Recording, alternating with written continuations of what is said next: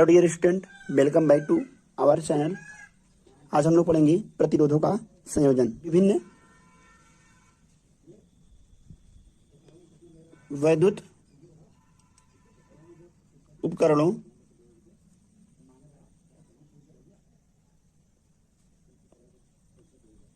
को बनाने और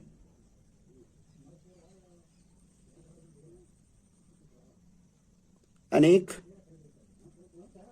प्रयोगात्मक कार्यों भिन्न भिन्न मान वाले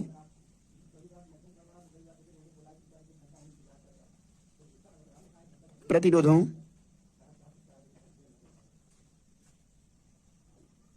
की आवश्यकता होती है।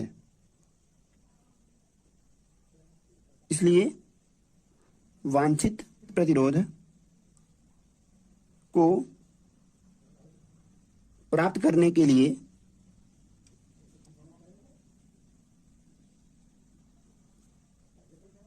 दो या दो से अधिक प्रतिरोधों को आपस में जोड़ा जाता है। प्रतिरोधों को जोड़ने की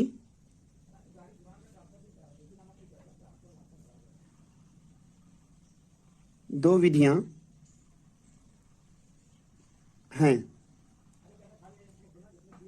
नंबर एक, श्रेणी क्रम संयोजन।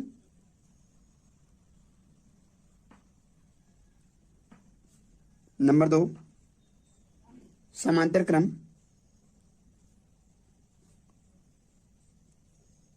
संयोजन। तो नंबर एक हेडिंग लगाएंगे श्रेणी क्रम संयोजन, जिसे इंग्लिश में सीरीज कॉम्बिनेशन कहते हैं। तो देखिए, प्रतिरोधों का ऐसा संयोजन जिसमें किसी एक प्रतिरोध के दूसरे सिरे को किसी दूसरे प्रतिरोध के पहले सिरे से और दूसरे प्रतिरोध के दूसरे सिरे को अगले प्रतिरोध के पहले सिरे से जोड़ दिया जाता है। तो इस प्रकार के प्रतिरोध को श्रेणी क्रम संयोजन कहते हैं।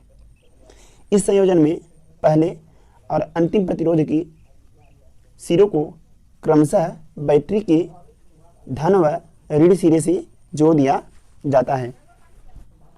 प्रतिरोधों का ऐसा संयोजन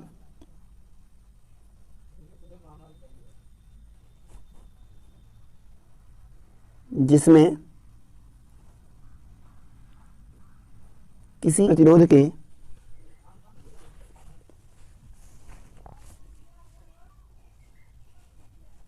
दूसरे सिरे को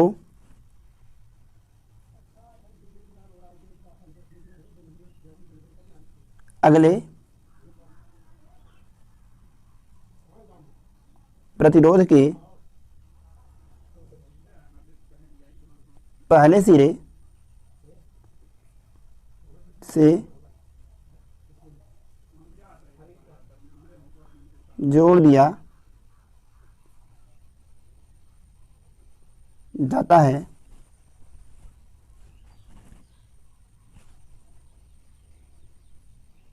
और इसी प्रकार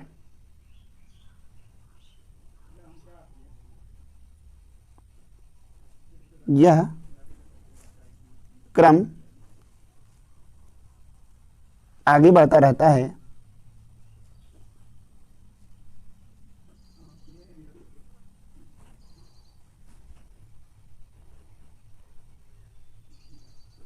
प्रतिरोधों का श्रेणी क्रम संयोजन कहलाता है।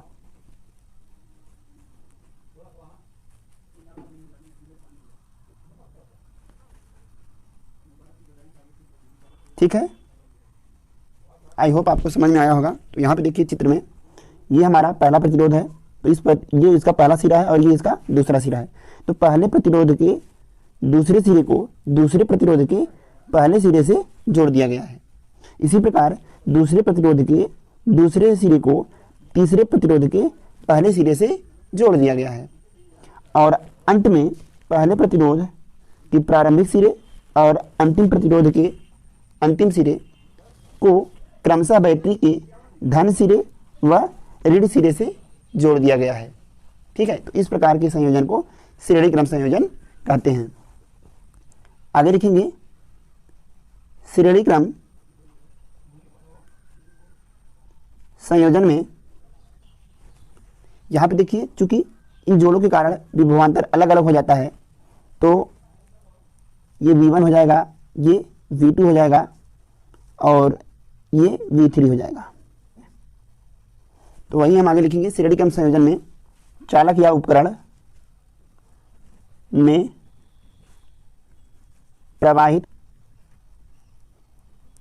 विद्युत धारा समान और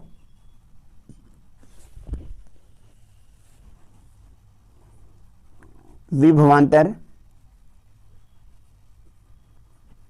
भिन्न भिन्न होता है। ठीक है, तो यहाँ पे देखिए मान लीजिए इस परिपथ में बहने वाली धारा I है, तो प्रत्येक प्रतिरोध में बहने वाली धारा I होगी। ठीक है, इस बैटरी का माना बैटरी का विभवांतर V वोल्ट है। यदि इस परिपथ में प्रवाहित धारा I हो तो प्रतिरोध R1 में बहने वाली धारा का मान I तथा विभवांतर V1 हो जाएगा। इसी प्रकार प्रतिरोध R2 में बहने वाली धारा I परंतु विभवांतर V2 हो जाएगा और प्रतिरोध R3 में बहने वाली धारा I तथा विभवांतर V3 होगा।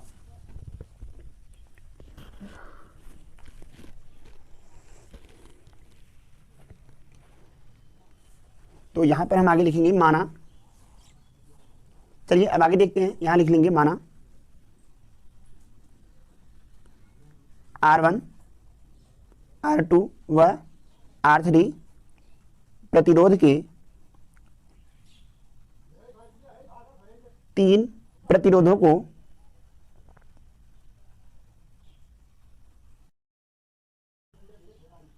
श्रेणी क्रम में जोड़ना है, जिनके सिरों के बीच उत्पन्न विभवांतर V1, V2 व V3 तथा प्रवाहित धारा I है। तो आगे देखिए हम आगे लिखेंगे ओम के नियम से इन प्रतिरोधों के सिरों पर विभवांतर V1 बराबर हो जाएगा IR1, V2 बराबर हो जाएगा IR2, V3 बराबर हो जाएगा IR3। यहाँ पर ध्यान देने वाली बात है, तीनों प्रतिरोधों में समान धारा I प्रवाहित हो रही है, इसलिए यहाँ पर I का मान I1, I2, I3 ना होकर केवल I है। ठीक है, तो चलिए इस प्रकार हम कह सकते हैं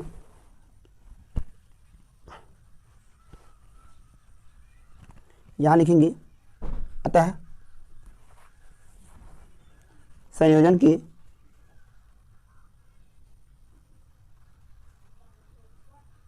सिरों पर कुल विभवांतर V बराबर हो जाएगा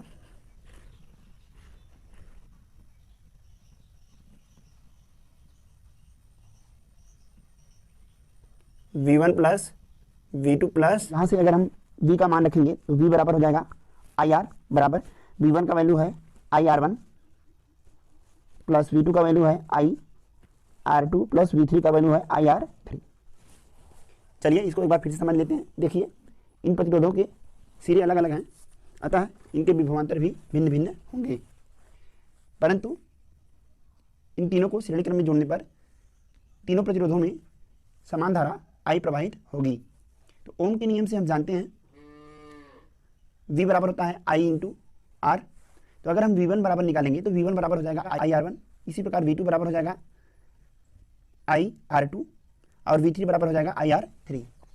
हम जानते हैं कि इन तीनों सिरों के बीच उत्पन्न विभवांतरों का परिणामी मान बैटरी के कुल विभवांतर के योग के बराबर होगा, क्योंकि यही विभवांतर इन तीनों में अलग अलग प्रवाहित हो रहा है। ठीक है, तो परिणामी विभवांतर V बराबर हो जाएगा V1 plus V2 plus V3। यहाँ से V का वैल्यू रखेंगे तो IR हो जाएगा। V1 का वैल्यू I इंटू R1 है, V2 का वैल्यू IR2 है और V3 का वैल्यू IR3 है। देखिए यहाँ पर दाएं पक्ष में I कॉमन ले लेंगे तो अंदर बचेगा R1 plus R2 plus R3। I दोनों तरफ कैंसिल हो जाएगा तो हमें R बराबर प्राप्त होगा R1 plus R2 plus R3। ठीक है, अब यहाँ पर देखिए कुछ विशेष स्थितियाँ होंगी, यहाँ हेडिंग लगाएंगे विशेष स्थितियाँ। इसमें हम नंबर 1 लिखेंगे,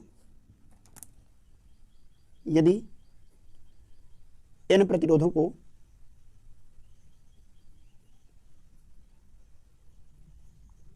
श्रेणी क्रम में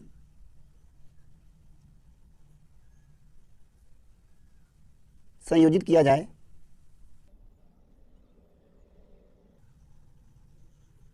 तो तुल्य प्रतिरोध R इक्विवेलेंस बराबर हो जाएगा R1 plus R2 plus R3 dot dot dot RN।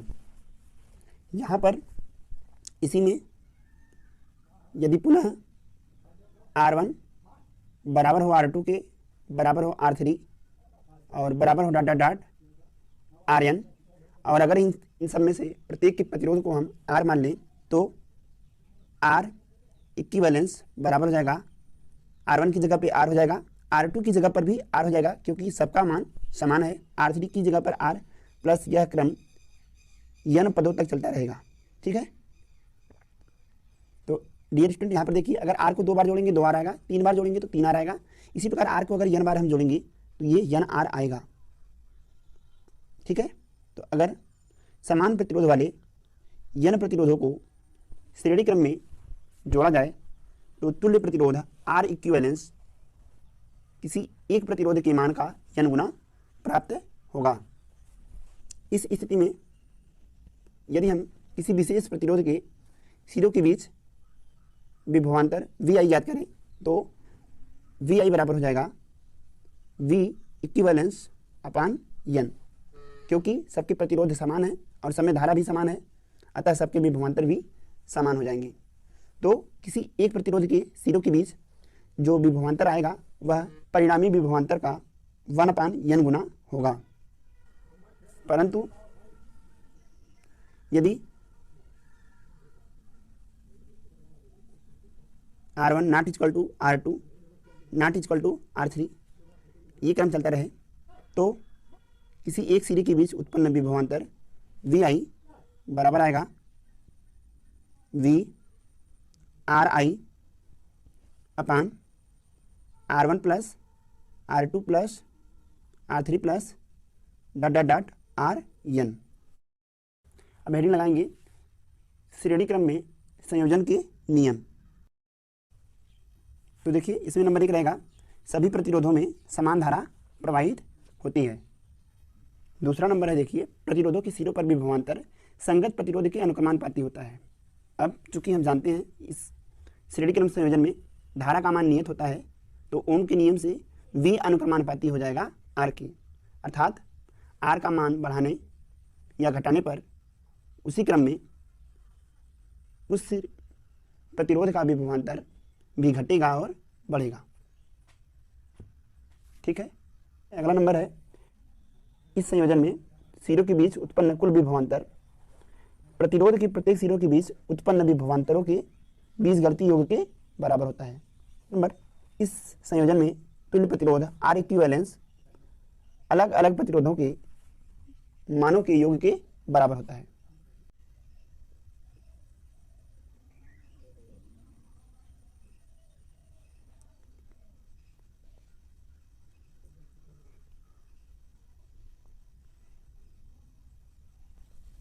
पांचवा नंबर है, तुल्य प्रतिरोध सबसे अधिक प्रतिरोध से अधिक होता है।